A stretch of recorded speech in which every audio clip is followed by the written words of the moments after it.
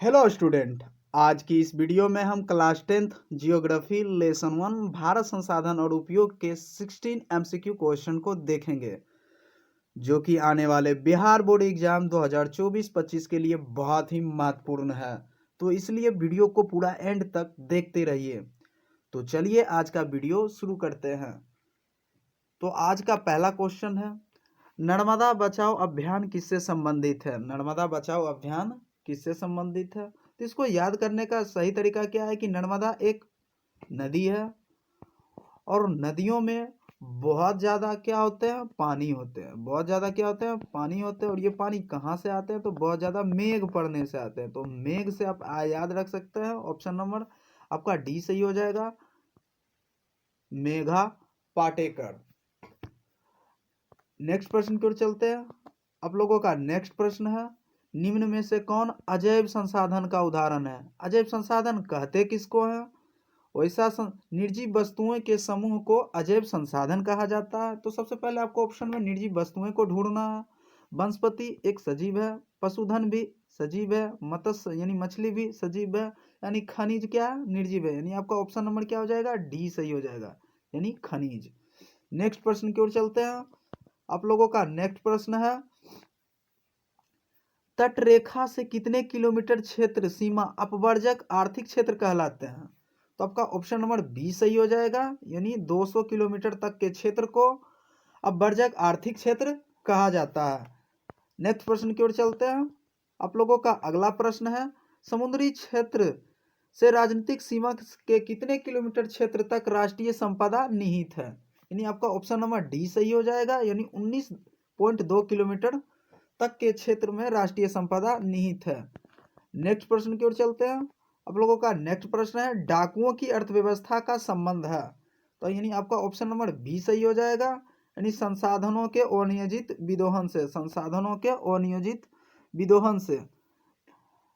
Next प्रश्न की ओर चलते हैं। आप लोगों का नेक्स्ट प्रश्न है, कोपेनहेगन सम्मेलन कब हुआ था? कोपेनहेगन सम्मेलन कब हुआ था? तो कोपेनहेगन का लास्ट का नो, और आप ऐसे याद रख सकते हैं, यानी आपका ऑप्शन नंबर ए होगा, यानी 2009।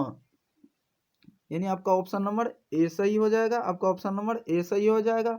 तो पहले आप ये थोड़ा इसके बारे में जान लेते हैं कि कोपेनहेगन सम्मेलन कहाँ हुआ था। तो डेनमार्क देश में हुआ था, और डेनमार्क देश में हुआ था।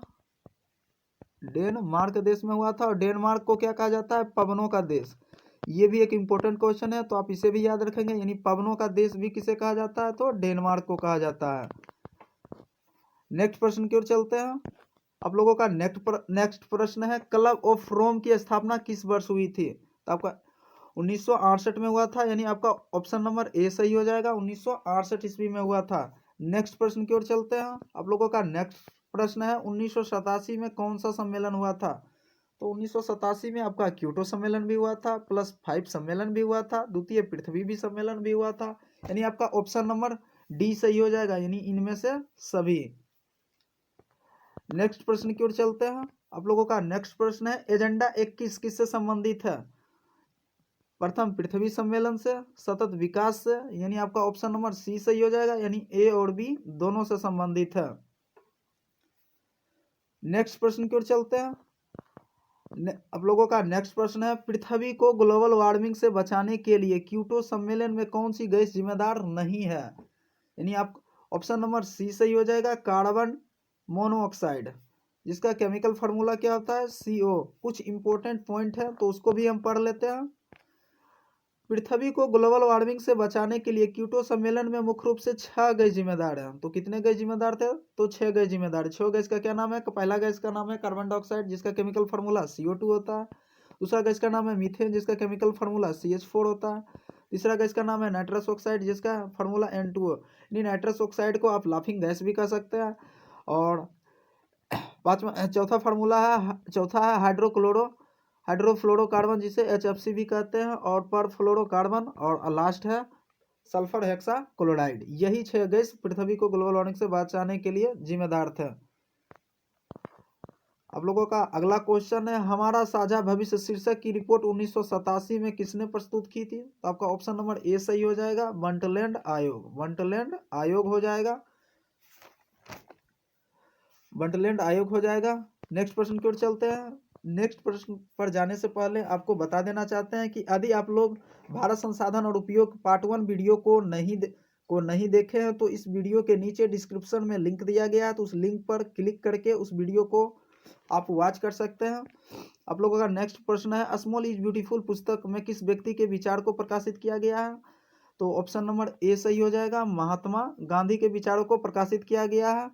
और स्मॉल इज ब्यूटीफुल पुस्तक के लेखक कौन है? तो सुमशेर है। स्मॉल इज ब्यूटीफुल पुस्तक को सुमशेर ने कब प्रकाशित किया था? तो 1974 ईस्वी में। नेक्स्ट प्रश्न की ओर चलते हैं।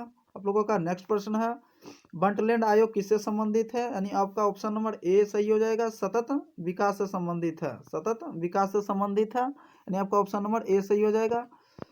इसने कहा हमारे पास पेट भरने के लिए बहुत कुछ है लेकिन पेटी भरने के लिए कुछ नहीं है। ऐसे कथन सिर्फ महान व्यक्ति बोल सकते हैं, तो महान से आप कह सकते हैं महात्मा गांधी। यानी आपका ऑप्शन नंबर डी सही हो जाएगा। नेक्स्ट प्रश्न की ओर चलते हैं। आप लोगों का नेक्स्ट प्रश्न है, किसने कहा वर्षा जल संचय कर कृषि भूमि का विस्तार संसाधन संरक्षण की दिशा में अत्यंत सराहनीय कदम है? तो इसमें सबसे ज्यादा आप देख सकते हैं कि लेटर सो का यूज किया गया, संचय, सराहनीय, संरक्षण, संसाधन।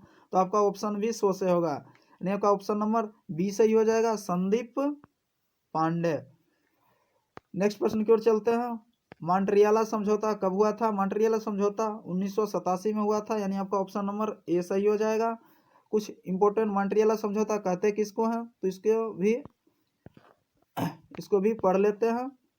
ओजोन परत को नष्ट करने वाला क्लोरोफ्लोरोकार्बन, जिसका केमिकल फॉर्मूला CFC भी बोलते हैं, क्लोरोफ्लोरोकार्बन को रोकने के लिए 1987 में एक अंतर्राष्ट्रीय समझौता किया गया था जिसे मॉन्ट्रियल समझौता कहते हैं। तो आपसे ये भी पूछा जा सकता है विश्व ओजोन दिवस कब मनाया जाता है? तो 16 सितंबर को मनाया जाता है। आप वीडियो के नीचे कमेंट करके जरूर बताइए कि आप लोगों ने कितने क्वेश्चन सही किए और कितने क्वेश्चन गलत किए। Thank you.